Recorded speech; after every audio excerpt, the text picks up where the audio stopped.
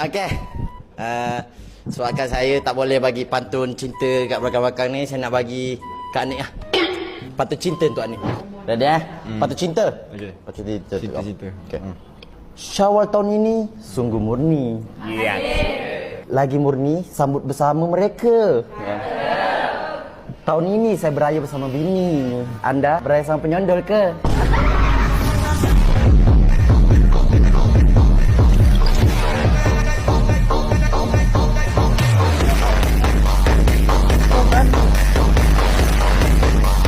Lidah kita ni sebagai macam pisau, lebih tajam pada pisau. So bila kita berkata ni, kita kena pandai berkata-kata sebab bahaya tau bila kita berkata. Jadi untuk Boira ni, saya bagi 10/10. Ajak apa lagu tu? Aku terpikat dirimu, waktu aku memandang wajahmu. Kita pergi ke seterusnya. Tapi kepada Boira.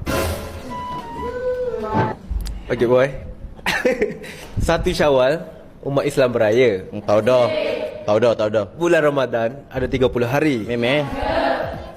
Buat apa kalau nak raya, kalau puasa pun separuh hari.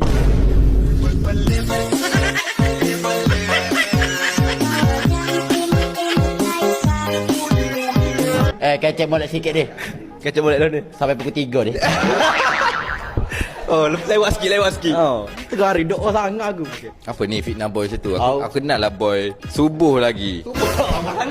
Dia tak pasal lagi. Okay. 10/10. Bapo, final tu le. Okay, kita pergi ke seterusnya.